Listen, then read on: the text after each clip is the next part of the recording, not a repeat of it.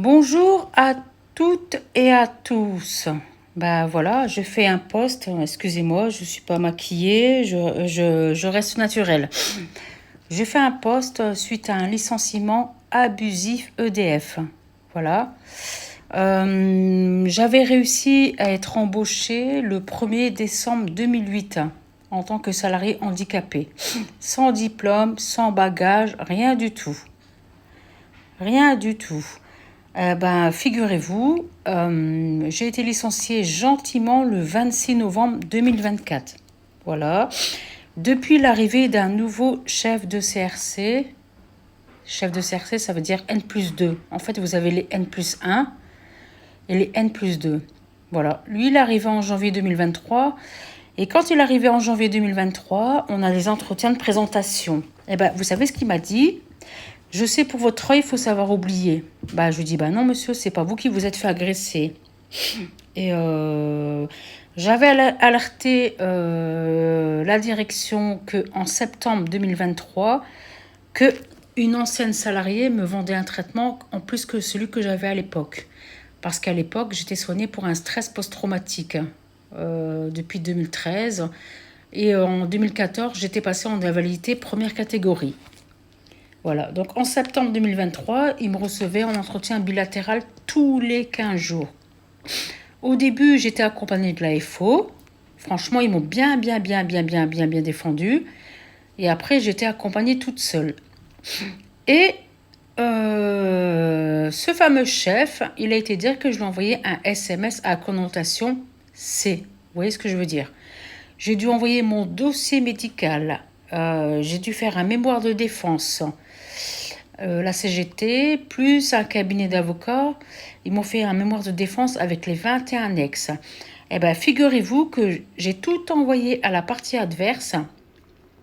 Le 14 octobre 2024, je n'ai même pas été entendue. Le 19 novembre 2024, j'ai fait une tentative de suicide, vous imaginez, sur le site de Marc-en-Barœul, EDF. Pourquoi ? Parce que il y avait une personne de la CGT, une personne du RH et une personne qui est au-dessus de ce chef de CRC. Et quand ils m'ont dit, on va dans le bureau du chef de CRC, moi j'avais tellement peur que j'ai pris des médicaments. Et malgré ça, EDF a décidé de maintenir la sanction pour les mêmes faits. Je n'ai rien fait de mal. Je n'ai pas volé la boutique. Quand vous regardez les conditions de licenciement, il faut avoir volé la boutique. Figurez-vous qu'en février 2024, j'avais été le voir. Parce qu'il y avait un monsieur de l'intelligence artificielle qui était super satisfait de moi. À l'époque, je faisais que du back-office. Back-office, ça veut dire traitement de courrier, traitement de mail. Et j'avais dit à ce monsieur, je dois le rappeler. Il me dit, tu lui fais des services. Et j'ai dit, je les trace comment ? Il m'a dit, tu les donnes à personne, je veux voir ton nom. Sauf que sachez, les amis, que dans le cas de EDF, vous n'avez pas le droit de faire des ventes dans le cadre du back-office. Si EDF a un contrôle de la CNIL, je ne peux pas dire que c'est un tel qui m'a dit. Mais je l'ai enregistré. Cela prouve qu'il voulait me piéger. Et quand je lui demandais un écrit, il me disait le contraire. En octobre 2023, EDF, ils ont fait des travaux. Voilà. Et moi, je suis handicapée, je ne vois pas d'un œil. Il m'a dit, reste à l'étage, attends janvier 2024. Je dis, non, j'ai pas à attendre janvier 2024, je suis handicapée, j'étais avec mon sac à roulettes. Et il m'a dit, j'ai dû faire intervenir la médecine du travail pour être au rez-de-chaussée au bout de 3 jours. Vous trouvez ça normal ? Et puis, concernant le deuxième écran, vous imaginez, EDF, mon deuxième écran est arrivé chez moi le 7 juin 2024. J'ai bataillé, j'ai dit, non, comment peut-il être possible faire de la production avec un œil et un seul écran ? Et mon deuxième PC est arrivé chez moi, sur le site de Marc-en-Barœul le 20 mars. J'ai envoyé un mail à lui et au RH. Ils m'ont installé chez moi le 7 juin 2024. Vous imaginez ? Une entreprise comme EDF. Et 2 jours avant mon licenciement, je vous assure les amis que c'est vrai, je me suis rendue sur le site de Marc-en-Barœul. J'étais en larmes.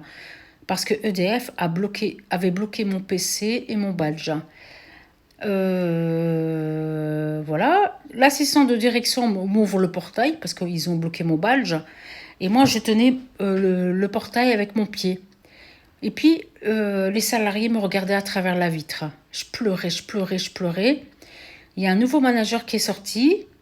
Il m'a arraché mon badge. Il m'a dit dehors, t'as rien à faire sur site. Le chef de CRC va arriver dans 2 minutes. Je vous assure, les amis, c'est vrai. Hein.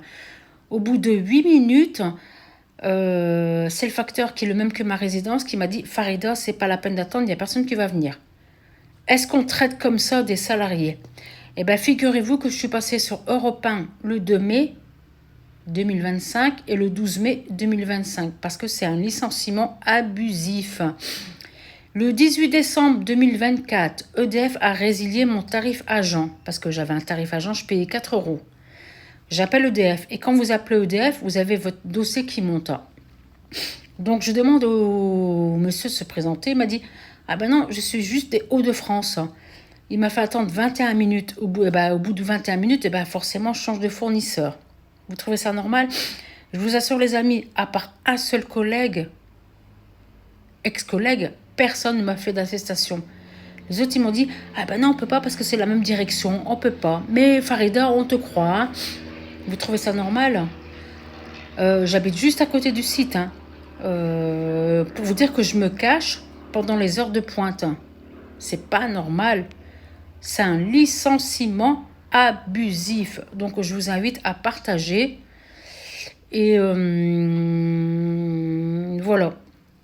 Donc, voilà. J'ai fait une promesse à Olivier Delacroix de ne plus faire de tentative de suicide. Et ma raison de vivre, c'est mes 2 chats. Et puis, vous voyez dans ma story, je garde un chat de mon ex-collègue parce qu'il sait que je vais pas bien. Donc, voilà, les amis.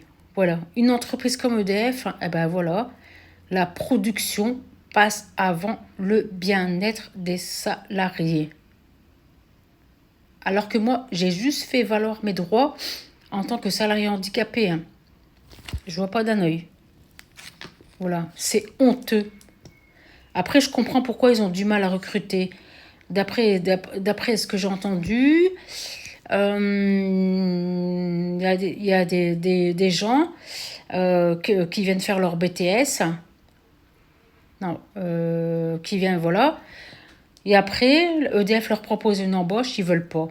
Bah, c'est normal. Quand on te met la pression, c'est normal. Bah, figurez-vous que les amis, moi, ce qui me manque, c'est les chats. Parce que je nourrissais 11 chats sur le site de Marc-en-Barœul. Je leur donnais à manger tous les jours, tous les jours. Et comme c'est B, ils m'ont bloqué mon badge, et ben je ne peux plus. Vous imaginez une entreprise comme EDF, c'est honteux. C'est honteux. Je n'ai rien fait de mal. J'ai pas volé la boutique, j'ai pas volé de PC, j'ai tué personne. Et puis voilà. Ah oui, j'ai oublié de vous dire, ce chef là. Ouais. Une petite salariée, elle avait demandé à faire plus de télétravail parce qu'elle habite loin. Bah ouais, 13 ans. Il a réussi à la faire démissionner. Et cette petite jeune, il lui a dit, bah non, c'est pas possible. Il lui a dit, on fait quoi? Et ben elle a dit, bah je démissionne. Elle avait même pas encore fait sa lettre de démission. Il a été voir tout sa responsable d'équipe à Lille pour dire que la petite jeune, elle démissionne. Il l'a harcelée tous les jours pour dire, tu me ramènes ta lettre de démission. Et quand elle a ramené sa lettre de démission, il a dit, bah salut, au revoir. Voilà. Vous imaginez une entreprise comme EDF? Moi, ils avaient essayé de me mettre en invalidité 2 en novembre 2023. J'ai réussi à batailler grâce à la psychiatre. Et quand il m'a reçu du lundi, il m'a dit « Je sais tout, les murs ont des oreilles ». C'est comme ça que j'ai senti qu'il y avait eu des menaces. Et puis comme j'ai refusé l'invalidité 2, eh ben, ils m'ont licencié. Vous imaginez? Je vous invite à partager, s'il vous plaît. Merci. Licenciement abusif EDF. C'est honteux.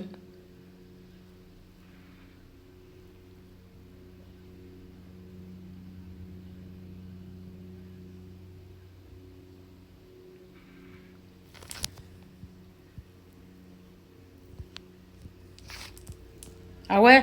Alors qu'à l'époque où j'étais embauchée, je dis merci EDF, je vois tout.